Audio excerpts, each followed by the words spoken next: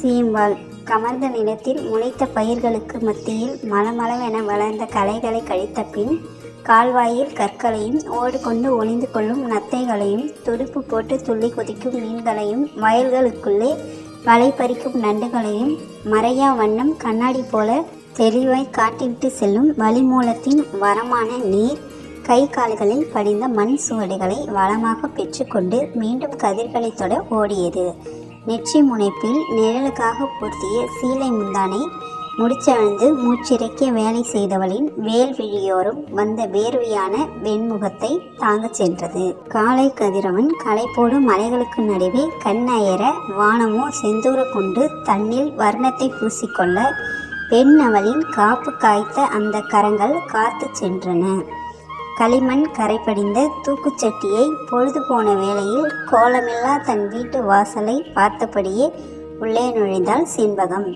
சீமையிலே வேலை பார்க்கும் தன் மகள் சீக்கிரமாய் வீடு வந்திருப்பதை பார்த்தாள். மகளின் மங்கிய முகத்தில் உள்ள சோர்வை காணாமல், அதான் சீக்கிரமா வந்துட்டல்ல, செத்த கோலம் போட்டிருக்க கூடாதா? பாரு, மணி 5:30 ஆச்சு, கொஞ்சம் தரையை நினைச்சு கோலம் போடேன்.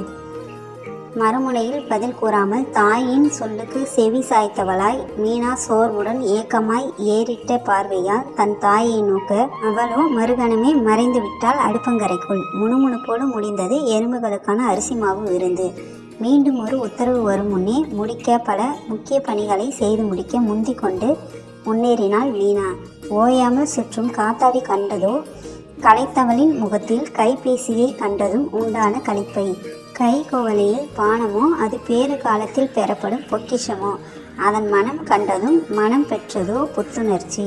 தாயவளின் தன்மையான அழைப்பை காட்டிலும் தனது வயிற்று பசிக்கு பானத்தை ருசிக்க குதித்தெழுந்தாள் மீனா. கடைசி சொட்டும் இல்லாமல் காலி குவலையை கவிழ்த்தாள். கரை பாத்திரம் கழுவும் இடத்தில், ஏமா யார் வீட்டில் மாடு கண்ணு போட்டுச்சு? சீம்பால் செம ருசியாக இருக்கு. ஆமாம், என்ன கண்ணு?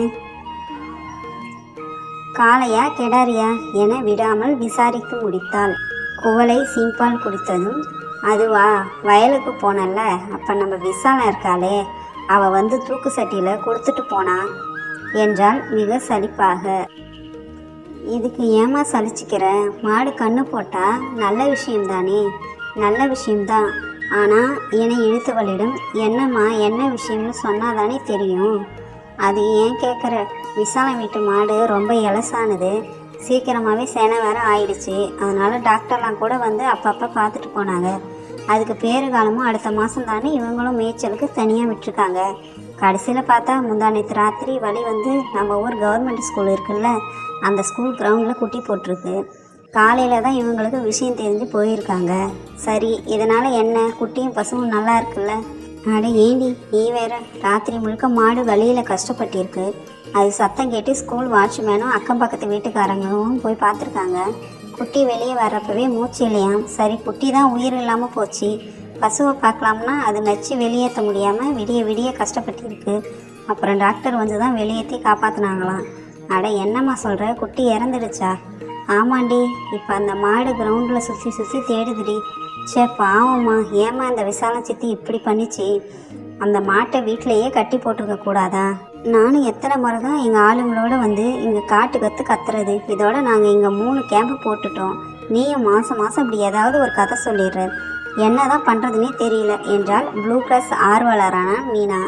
ஏண்டி என்கிட்ட கத்துற? புரிஞ்சுக்கிறவங்க கண்டிப்பாக புரிஞ்சுப்பாங்க என சொல்லிக்கொண்டே இரவுக்கான உணவை தயார் செய்தாள். ஆமாம், எவ்வளோதான் நாங்களும் முயற்சி பண்ணுறது, பிள்ளை போல் பார்த்துக்கணும்னா புரிஞ்சுக்காம விட்டுட்டு இப்படியெல்லாம் பிரச்சனையாக வருது என முணுமுணுத்து கொண்டாள் மீனா. தனது முகநூல் பக்கத்தில் சேவ் அனிமல்ஸ் என இடுகையிட்டு கொண்டே